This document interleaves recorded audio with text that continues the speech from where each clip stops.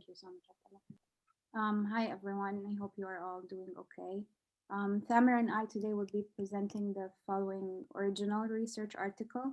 As you can see, the title right here is the safety and efficacy of aspirin discontinuation on a background of a P2Y12 inhibitor in patients after PCI. It's a systematic review and meta-analysis, so it's both quantitative and qualitative by Odong et al. And thank you, Dr. Khan, for helping us go through the article and present it today. I'm gonna skip through the abstract and then we're gonna talk about the clinical perspective at the end of the study. Before we start, I think we have a couple of questions. We tried to put relevant mix-up questions to the article. And I have two questions I would like to go through before we start the article. Okay, who wants to read? Who's there? Let's see. Majid, you're the one I see. Wanna go? Sure, but where's the question? I can't see the question. You can't see it? Okay.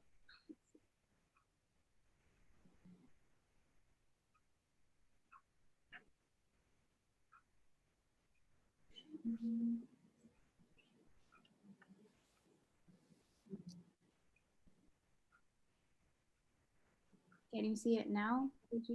Yep, I can see. Okay. An 81-year-old woman is evaluated following drug-eluting stent placement for stable but disabling angina 1 month ago. After stent placement, she was started on aspirin and Plavix. She's currently asymptomatic and she's interested in minimizing the duration of DAP because of her age and comorbid illnesses. Medical history statement for hyperlipidemia, hypertension, stage 3 kidney disease, and previous peptic ulcer disease. Other medications are ACE, beta blocker, atorvastatin, and pantoprazole. On PE, vital signs are normal, saturating good, and nothing remarkable, which are defined as the most important management of this patient's antiplatelet therapy. A, discontinue Plavix, B, discontinue Plavix in 5 months, C, discontinue Plavix in 11 months, D, discontinue Plavix and aspirin in 11 months, E, discontinue Plavix in 29 months. She's only been on it for 1 month. She did get a PCI. I go with C. 11 months? Yes. Okay. I mean, I got this question wrong too. I think what they're trying to elude in this question is that she had PCI done with a drug-eluting stent for stable angina. It wasn't for ACS. So she didn't have unstable angina or NSTEMI or STEMI. She was just she had a disabling angina that eventually required PCI. So it's B, not C. So it's discontinuing clopidogrel in 5 months instead of 11 months. And here what they're trying to say is that patients with ACS, if they're treated with PCI, whether it's bare metal or drug-eluting stent, it should be 12 months. So you're right, Majid, if the clinical scenario was for ACS rather than stable angina. And then they say that aspirin should be continued indefinitely after that. But in patients who undergo PCI for stable angina, if it's a drug-eluting stent, they recommend a minimum of 6 months. She's been on it for 1 month, she needs an extra 5 months. If it was a bare metal stent, they say after 1 month you can discontinue DAPT. DAPT might be discontinued if the patient is high risk. Option E, the 29 months, they said a study of DAPT comparing like the maximum of 12 months to 30 months have shown to be a benefit to some patients, but still it has risks. So this is like depending risk versus benefit, case by case. Okay. And this is just a definition I found helpful before we talk about the study. Knowing the difference between stable CAD and ACS. We all know what ACS is. Stable CAD, either stable angina, like in this patient eventually requiring PCI, if a patient has history of myocardial infarction, and whether it's an asymptomatic obstructive versus non-obstructive CAD, if they did a cath. Second question, whoever wants to go. Mahmoud, I see Mahmoud. Yeah, so a 76 years old woman is evaluated before discharge. She was diagnosed with NSTEMI 3 days ago. She declined angiography and nuclear stress testing. revealed a small lateral perfusion defect and normal left ventricular ejection fraction. She has no further discomfort since admission. Medical history is significant for hyperlipidemia, hypertension, and transient ischemic attack. Medications are low-dose aspirin, ramipril, metoprolol, atorvastatin. On physical exam, vital signs and the remainder of examination are unremarkable. In addition to low-dose aspirin, which of the following is the optimal antithrombotic regimen for this patient?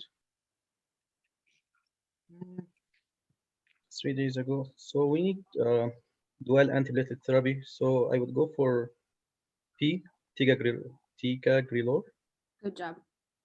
So this patient had So, do you know why not A, Mahmoud, before Show starts to explain? a good point. Abdullah. So I know that we use ticagrelor. I have never seen A.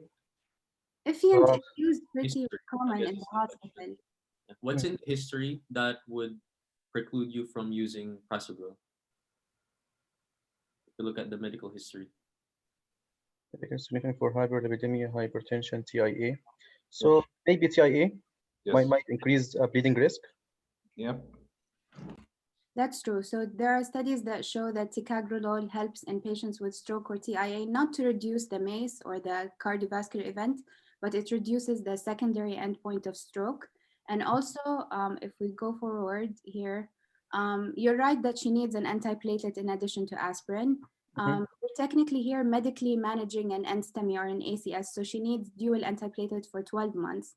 In medically managed ACS, you either can choose aspirin plus Plavix or aspirin plus ticagrelor. There's this Plato trial which found that aspirin and ticagrelor was superior to aspirin and clopidogrel. But if you had both ticagrelor and clopidogrel in the choices, you can choose either of them. Prasugrel is not here. It's not recommended because it does increase the risk of bleeding compared to clopidogrel, and she didn't have PCI, so you're just medically managing the NSTEMI in this case. So good job. So, two things, Mahmoud. Sorry, Show, to keep interrupted. No. Just a quick thing is, if no PCI, you don't use prasugrel. That's number one. If they have a stroke, it's contraindicated to do prasugrel, even if you're putting a stent. All right. Okay. Thank you, Abdullah. So I'm gonna stop sharing this and go back to the article. So the background of this article and why, so I'll start with the introduction. The background that made them stem to getting this research question is that, can you guys see the article? Yep. Yeah, okay. So nearly 2 decades ago, they started adding P2Y12 inhibitors to the background of aspirin, and it has been shown to reduce the MACE or the major adverse cardiovascular events in patients who have ACS or stable angina. However, it did show that it increased the risk of both major and minor bleeding. And then they also compared prasugrel and ticagrelor in comparison to clopidogrel, and both of them have shown to reduce the risk of MACE. But again, it does increase the risk of major and minor bleeding. And a lot of studies are looking at the optimal duration of the use of DAPT after PCI. And they try to balance both because you need to look at 2 major outcomes, both the risk of major and minor bleeding and the risk of MACE. So this is the research question of the study highlighted in the second paragraph. So several trials have evaluated the duration of P2Y12 inhibitors when added to aspirin. However, there is growing interest in the concept of discontinuing aspirin and just continuing the P2Y12 inhibitor monotherapy. Further supporting concepts that it's good to continue the P2Y12 inhibitor or to consider that over aspirin is that when they compared clopidogrel to, it has been shown as a monotherapy that it reduces the risk of GI bleed when compared to aspirin monotherapy. And the other thing too, if a patient has an indication to be on an oral anticoagulant after PCI, what is usually done is that aspirin is discontinued and the oral anticoagulant is continued with the P2Y12 inhibitor. And this has been shown to reduce the risk of bleeding without clearly increasing the risk of MACE. So what this study is going to look at is that. Chuck, I'm sorry. Could you repeat that one more time? Which part? The last part? Yeah, just that last part. Okay. So Sorry. any patient who had PCI usually requires DAPT And a lot of studies look at the optimal duration of DAPT, but now a lot of studies are looking on just continuing P2Y12 inhibitor monotherapy with removing aspirin. The thing that helps that is that when they compared clopidogrel to aspirin, they found that clopidogrel reduces the risk of MACE and the risk of GI bleed when compared with aspirin. And furthermore, any patient who's an anticoagulant, for example, if they have history of AFib, or if they have history of DVTs or PEs, and they need to be on an oral anticoagulant, you usually omit aspirin and you keep the oral anticoagulant with the P2Y12 inhibitor. And this has shown to be of benefit because it reduces the risk of bleeding without clearly increasing the risk of the adverse cardiovascular event. So these are the data that made them look into discontinuing the aspirin and continuing the P2Y12 inhibitor. And this is highlighted at the end. It says this meta-analysis of the published randomized controlled trials is going to look at the efficacy and the safety of stopping aspirin 1 to 3 months after PCI and continuing the P2Y12 inhibitor in comparison to the traditional dual antiplatelet or DAPT. And then Thamer is gonna, any questions before Thamer goes on to the methodology? Okay. All right. Hi, everyone. So we're going to go to over methods. So they did a literature search from the period of 2001 and 2020 using Medline, PubMed, Cochrane, Embase, and clinicaltrials.gov. They collected trials that compared the strategy of using aspirin discontinuation with continued use of P2Y12 inhibitor versus the usual DAPT therapy with aspirin and any other P2Y12 inhibitor. And also in all of the patients, those had the PCI therapy. The indication of PCI in those patients were either stable coronary artery disease, as Shob mentioned earlier, and or patients had ACS. So they looked into two major primary outcomes. The first one is bleeding, and the second one is any major adverse cardiovascular events. And they followed the patient for at least 6 months. Any trials that actually followed the population for at least 6 months. The search terms actually, they mentioned the search term as the following: without aspirin, duration of dual antiplatelet therapy, aspirin duration, ticagrelor, clopidogrel, prasugrel, antiplatelet monotherapy, and P2Y12 inhibitor monotherapy. They exclude patients, some clinical, actually most of the clinical trials included in this study excluded patients if they have been treated with anticoagulation therapy, as we mentioned before, if they were duplicative or observational studies, or they used trials used crossover design, or the allocation method were not random. So all the clinical trials involved in the study were reviewed by two investigators, Dr. Donov and Sabatine, independently reviewed by them. So as we mentioned, two major primary outcomes, either bleeding or MACE, that we are going to look for in this meta-analysis.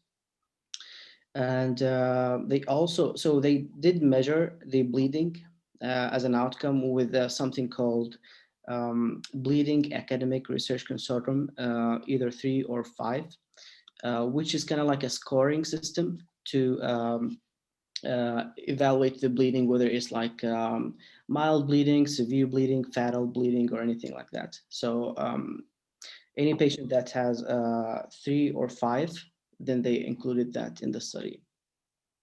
Let's look into this scoring system. It's called Bleeding Academic Research Consortium, and it's actually from 0 to 5. 0, we're going to go over it as we go into the table. So this is table 1 with all of the 5 trials, and the first column to the left-hand side, we have global leaders, smart choice trial, STOP-DAP2 therapy, STOP-DAP trial, TULIGHT trial, and TICO trial. And the next column showed the blinding strategy, either open or double blinding. We can see that all of the 5 trials included in the study actually were not blinded except the TULIGHT trial. So the next column is descriptive of a study population. Those population either had ACS or stable coronary artery disease, as we mentioned. One of the trials included here, which is the only trial, included a population with STEMI, which is TICO trial. Other trials actually included ACS, meaning that like patients with angina or NSTEMIs. Plus stable coronary artery disease patients. So in the intervention arm, the first trial, global leaders, they used ticagrelor as monotherapy after they stopped the aspirin after 1 month. The second trial, they used any one of the P2Y12 inhibitors as a monotherapy after 3 months. The second, the STOP-DAP2 trial used clopidogrel as a monotherapy after 1 month. And TULIGHT trial, they used ticagrelor, and the last one also they used ticagrelor, and they stopped aspirin in 3 months. So basically, most of them they started the monotherapy after 3 months. The only trial used clopidogrel conclusively is the STOP-DAP2 trial. In the control arm, as we mentioned, they use the standardized therapy of DAPT, dual antiplatelet therapy, either clopidogrel plus aspirin or any one of the P2Y12 inhibitor plus aspirin. The sample size, as we can see, most of the sample size contributed by the first trial, which is global leaders, with a sample size of 15,968. Other trials, the sample size ranged between around 3,000 to 7,000. So let's go to the outcomes columns. So the first one is the primary bleeding endpoint. As you can see, they use the BARC as a scoring system for bleeding, either 3 or 5, or TIMI measure. So the BARC 0 is there's no bleeding, and 1 if there's mild bleeding that does not require any treatment or any intervention. 2, a bleeding that requires clinical attention or medical attention, is either treatment or hospitalization or anything like that. BARC3 is when the bleeding requires like surgical intervention or causing cardiac tamponade or intracranial bleeding, plus hemoglobin drop from 3 to 5 grams per deciliter. 4 is something related to CABG surgery, which is not related to our study here. And 5, which is the worst case scenario of like fatal bleeding. And TIMI measure scoring system is something similar. Like bleeding defined as blood loss or hemoglobin drop of more than 5 milligrams per deciliter. So the other endpoint, which is primary cardiovascular events, as we mentioned here, they evaluated all-cause death, MI, or any ACS, or sometimes stroke. Some studies evaluated events like stent thrombosis, as in TICO trial. The follow-up time, most of the trials here actually followed the patient for 12 months. TULIGHT trial actually followed for longer time, 15 months, as we can see here. And then, so we'll go to the next table and come back to the statistical analysis, maybe. So, as we can see, the table for baseline characteristics of a population in each trials. So the first column shows the characteristics by age, female, gender, diabetes status, smoking, hypertension, hyperlipidemia, whether the patient had chronic kidney disease or previous MI. And also they mentioned the indication for coronary artery disease, as we said, either ACS or stable coronary artery disease. There will be some variation, as you can see, on each characteristic among the different trials. However, if you can see the last column from the right hand, the first column from the right hand side, the pooled population column, shows the age mean with the standard deviation. So most of the trials has population with age mean of 64.7.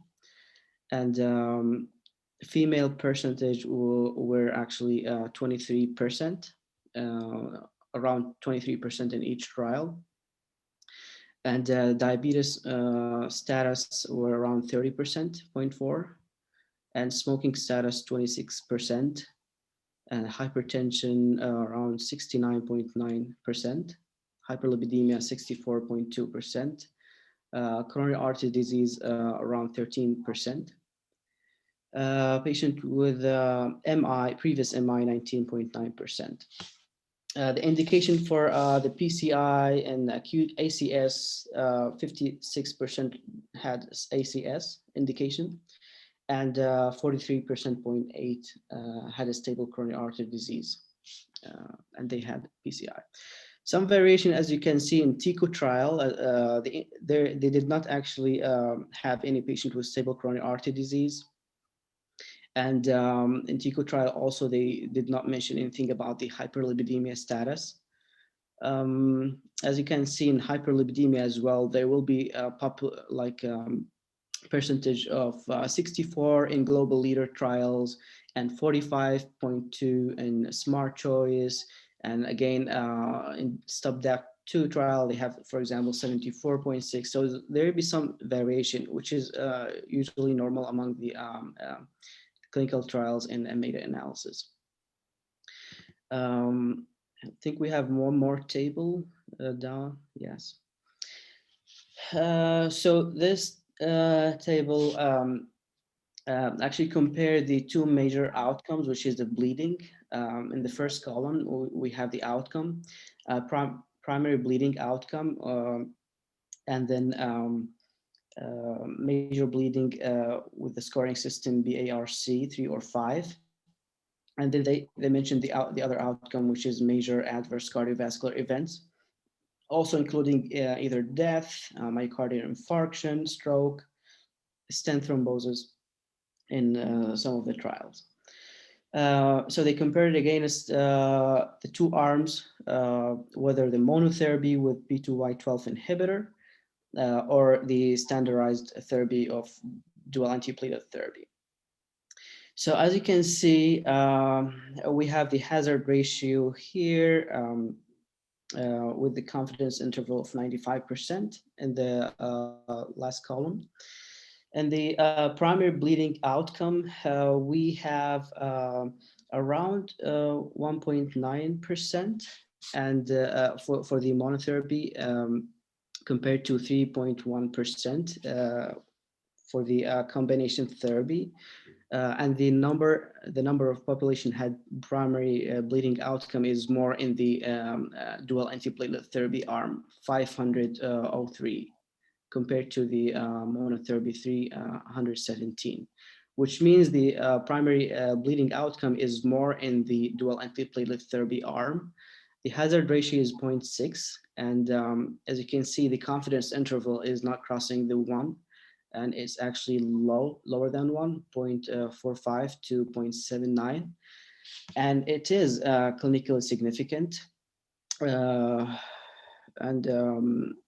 the hazard ratio is 0.6, which means it actually lowered the bleeding risk.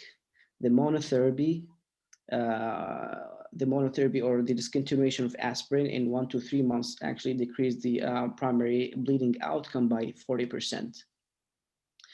Again, they specifically mentioned the outcome in a form of BARC 3 or 5. in the second row. As you can see, it's the same hazard ratio 0.6, which means the discontinuation of aspirin in 1 to 3 months decrease the bleeding risk by 40% again. The other outcomes, as you can see, the MACE, death, myocardial infarction, stroke, stent thrombosis. There is some variation, however, as you can see, the hazard ratio and the the confidence interval crossing the 1, and it's not significant. But if you go by each one, the MACE, you can see 438 in monotherapy and 499 in the dual antiplatelet therapy. However, it's not significant. So it's more in the, so the adverse events is more in the DAPT therapy. However, it's not clinically significant. In the death part is more, by the number, it's more in the DAPT. However, still it's not significant again. Myocardial infarction were more in the DAPT therapy arm. Stroke were a little bit more in the monotherapy. However, it's actually 1.08. However, it's still crossing the line at the 1, and it's not clinically significant. And the same for the stent thrombosis arm. Not sure if we have the true or false questions, so we can go back to any question about the data as for now. I'm gonna put the questions. So I can ask those questions just to brainstorm you guys a little bit. We had discussed a meta-analysis last time as well, and a couple of concepts that I have talked about regarding the meta-analysis were the within a study variation as well as between a study variation, right? So within a study variation is patients in the study have different baseline characteristics based on age, gender, comorbidities, demographics. That's contribute to within study variation. Then when you are pooling results from different studies, as in meta-analysis, there would be between study variations to one study conducted in US versus Europe, or even in different states in the Europe, or even if it is the east side of Michigan versus the west side, so those kind of things. And the other things that could contribute to between study variations besides the baseline characteristic is the methods or the statistical analysis that were used to analyze the data. So, so if you guys recall that there are 2 different types of variation, we use 2 different methods of pooling. One is called as the fixed effect model, and the other one is called as random effect model. That's also shown on the slide here. So which one is more robust, whether it's a fixed effect model or random effect model? Random effect. Random effect. And why is that? Because it compares the within study variation and in between the studies. Right. So it is controlling for both the between study and within the study variation. So controlling for both, whereas fixed effect only accounts for the within study variation. So random effect is more robust, and that's what they have used in this study. Then other important topic that we had talked about was the looking at the heterogeneity, right? Because we want to make sure that the studies that we are comparing are somewhat similar. They are not very different. They don't have a lot of variability, because if they do have a lot of variability, then it does not make sense to compare them, right? So what statistical tests we use? We use 2 different statistical tests, and that are again shown on the slide here, Q statistic and I-squared statistic. So Q statistic is basically uses a chi-square test, and it gives the results in a form of a p-value. So p-value less than 0.05 would mean it is a significant heterogeneity, right? And the other statistic is the I-squared statistic, which gives the results in the form of percentages. Less than 25% would mean Low, moderate, and then high. Yeah. So if the I-square is more than 75, means high heterogeneity, 25 to 75% means moderate. So which one is more robust and reliable between the two, I-square versus chi-square? Yeah. I-square is more reliable, right? So this statement is false here. That's why it says false. I-square is more reliable. Usually in studies, you would found that they use both the test, and it's usually presented with the forest table, with the forest plot. So once we go over the study result, we'll see those things mentioned. So these are just some important concepts that you would notice or whenever we are going through meta-analysis. So Shwag, do you want to go over those Four or steps. Yeah, do you want to go over the true and false, or you guys are okay with that? Just to recap the things that I just said. we can. Yeah, sure.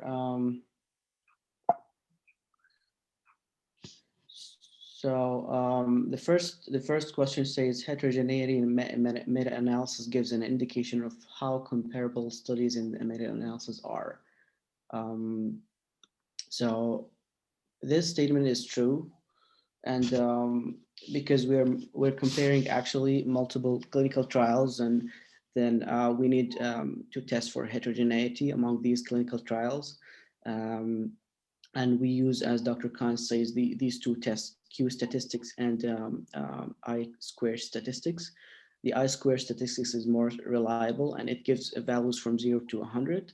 The lower, the better. Below 25% is low heterogeneity.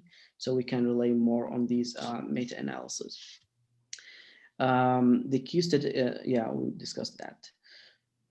So there's two methods for pooling results from different clinical trials for a meta-analysis. The first one is called fixed effect model and random effect model. Random effect model is more robust because it compares in between the clinical trials under one meta-analysis and among the study itself. So it's more robust and it's used in this study. If you can go to the statistics section and see what they mentioned about their meta-analysis here.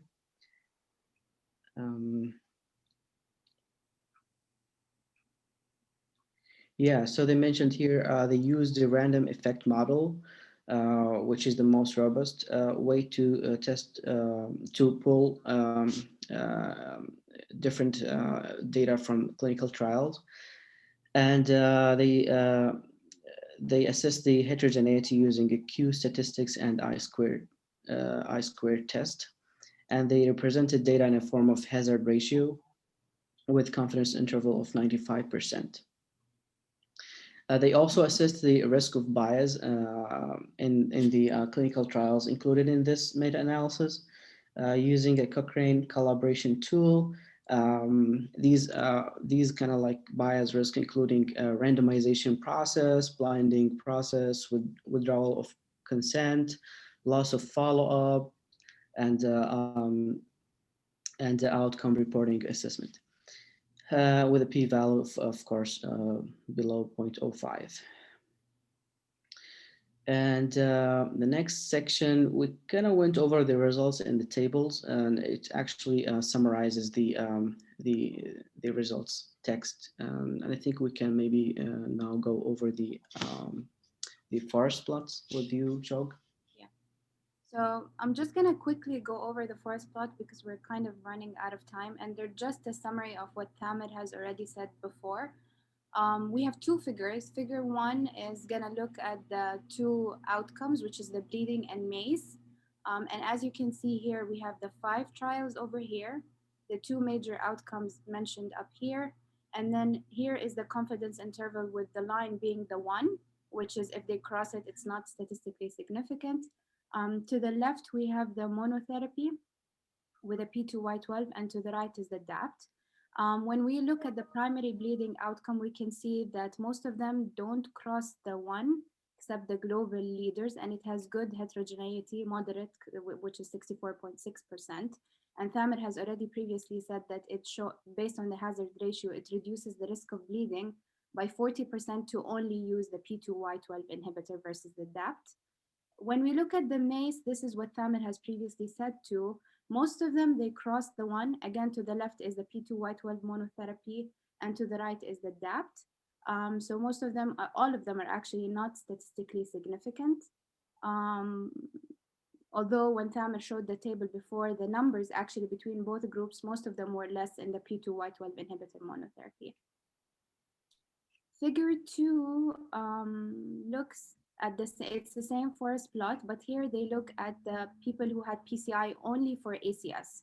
So they excluded the people who had PCI done for stable angina, and it reiterates the same results. Again, for the bleeding outcome, most of them are statistically significant, but for the MACE, they are not. And I don't know why here they included only 4 trials, not 5, but these are the 2 forest plots in this meta-analysis and systematic review. Because the It looks like, oh, sorry. I was gonna say, I think it looks like because it looks like it decreases, it mixes the heterogeneity a little bit better if you take away some of those studies. Yeah, because yeah, they said like the size of the data is weighted based on the inverse variance, so might be. And the 5th trial show only included stable Grenard disease, and these are in the sub-analysis of the ACS. So the 5th one didn't include because they didn't report outcomes in ACS patients. Okay. So these are the 2 forest plots we're gonna look at. Next, we're gonna go over the last part here of the results is they tell you what are the things that might have contributed to the bias. They tell you they didn't use funnel plots to assess for selection bias because the number of the studies that were included in the meta-analysis are small. And then the other thing, 4 out of 5 of the trials were open label, which means there wasn't blinding done. So again, that increases the risk of bias. And then you have 2 out of the 5 trials, the global leaders and the stop DAPT. They did not include data from the people who withdrew consent, but the number was very small. They said 23 in the global leaders and 36 in the stop DAPT. And then the last thing in global leaders is that there are 2 variants. So most of the trials looked at DAPT versus P2Y12 monotherapy, but in the global leaders, there were 2 differences, not only the presence of aspirin between the control and the experimental, but they used 2 different P2Y12 inhibitors, clopidogrel versus ticagrelol. So also this increases the risk of bias. And including this in a meta-analysis helps you see if you can clinically like implicate the results versus the statistical significance. If we start over the discussion, again, they say the current findings from the study indicates that discontinuing the aspirin 1 to 3 months after PCI with continuing the P2Y12 reduces the risk of bleeding, as we previously said, by 40%. Of the total population here, 937 experienced major adverse cardiovascular event, but there is no increase seen in the P2Y12 inhibitor monotherapy arm. And this was consistent to people who had both PCI after ACS or PCI after stable CAD. And then if we move forward, here they're mentioning that most of the studies look at the optimal duration of DAPT after PCI. And it has been shown that in patients who have PCI after ACS, DAPT, longer duration of DAPT have shown to reduce the risk of recurrent MACE, but again, it increases the risk of bleeding. In people who have PCI done for CAD, a shorter duration of DAPT can be safe. However, here they are saying, although most of the studies look and believe that aspirin is the cornerstone of antiplatelets, there's more evidence that the P2Y12 inhibitor monotherapy should be looked at. 2 things they mention here is that when aspirin is proven to be good as secondary prevention for cardiovascular wise, however, it does increase the risk of GI bleed and intracranial hemorrhage.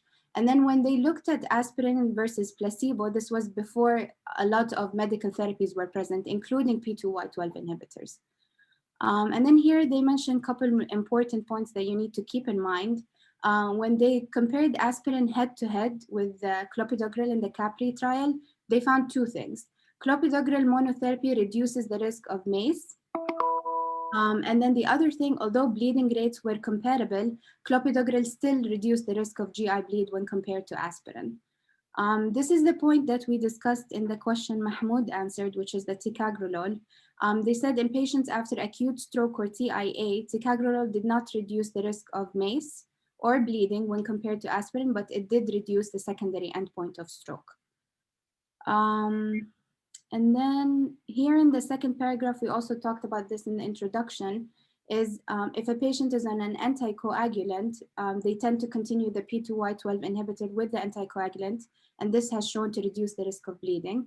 But they present a good point here, is that the anticoagulants have been studied independently, and they do reduce the risk of MACE and stent thrombosis by themselves. So probably clinically, you feel more comfortable removing the aspirin if you know there is an oral anticoagulant on board.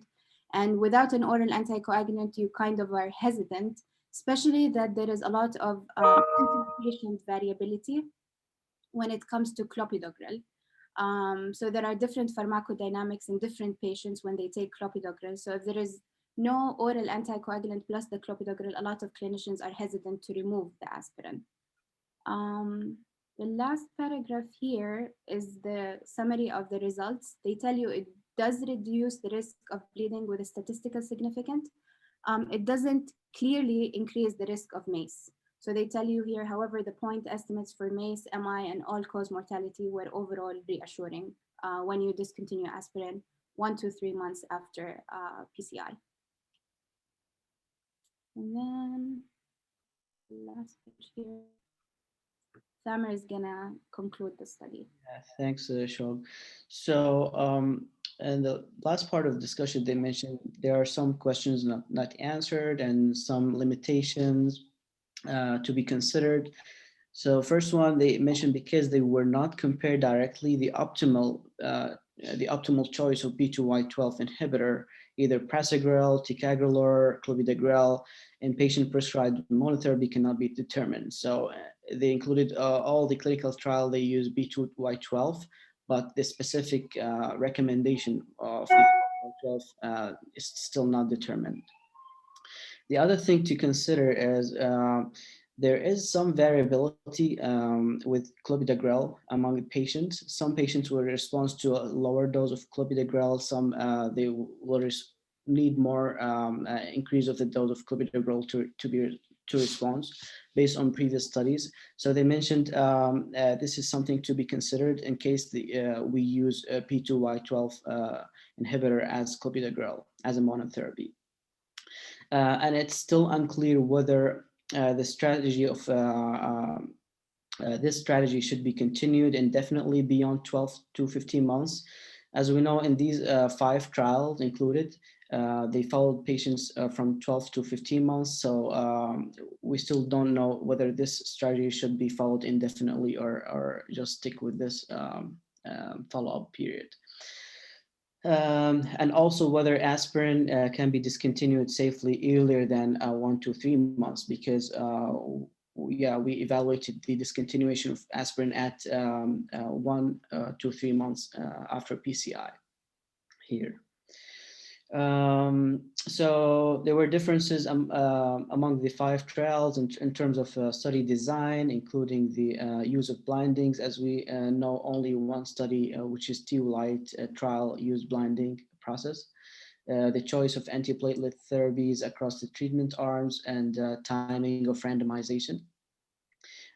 Some clinical trials actually started their randomization after 1 to 3 months after the PCI. However, they mentioned general consistency in results also seen among the trials. So this is something reassuring. There's also something maybe considered as a limitation. Individual patient level data were not used for this analysis. And also they mentioned one cannot exclude that some patients who were deemed to be high risk by investigators were excluded. We know some of the trials actually excluded high risk patients for either bleeding or MACE. So this is something to be considered. They mentioned a very important point here. They, as event rates across the trials were generally lower than those observed in all comer PCI registries, and that's probably why there was some exclusion of for high risk patients. That's why they noted the event rates actually lower than the PCI registries. In the TULIDE trials, in which they use ticagrelor with aspirin or the ticagrelor alone in high-risk patients after coronary interventions, patients were not randomized until 3 months. We already mentioned that after PCI. So a randomization process were not actually maybe standardized. So the trials included in this meta-analysis, including a wide range of patients with stable and unstable coronary artery disease and baseline characteristics reflect the presence of multiple cardiovascular risk factors. I guess this is something positive in their study. They included like wide variation of patients with multiple risk factors for coronary artery disease. So in summary, this meta-analysis demonstrate the strategy of stopping aspirin at 1 to 3 months after PCI with continued use of P2Y12 inhibitor. It reduces bleeding risk, as we said, by 40% with clinical significant data that we had when compared to traditional DAPT therapy of aspirin and P2Y12 inhibitor. They also mentioned there were no apparent increase in the risk of MACE for patients randomized to P2Y12 inhibitor monotherapy. And also they mentioned clinical implications. So clinical implications, they mentioned doctors should always consider eligibility criteria for individual trials, including in this meta-analysis, to evaluate whether their patients is eligible to the discontinuation of aspirin at 1 to 3 months of the DAPT therapy. This point is well summarized in the table in the first, I think in the second page of the study. So clinical perspective, if you can see the second part, what are the clinical implications? 3 points or maybe take home message, I would say. The first one is strategy of stopping aspirin at 1 to 3 months after the PCI with continued use of P2Y12 inhibitor, reduced risk of major bleeding by 40%. The strategy did not appear to increase the MACE. And also the last thing, when we use this strategy in our patient by stopping aspirin at 1 to 3 months of DAPT therapy, we should consider the eligibility criteria for each individual trials, including in this meta-analysis. And I think by this point, we should also consult like cardiology and this specialty to help us guiding the therapy. And they mentioned also it's still remained disputed whether this strategy of increases the risk of major adverse cardiovascular events after percutaneous coronary artery intervention. So whether using DAPT therapy versus discontinuation of aspirin, which one is better, which one actually increased the risk of major bleeding, but we for sure know that there's 40% decrease of major bleeding if we use this strategy in the study. I think that concludes our journal club. I don't know if there's any questions or if there's any point needs to be. We have time. Yeah, I think we have 6 minutes. Does anybody have any questions or comments about what we discussed today?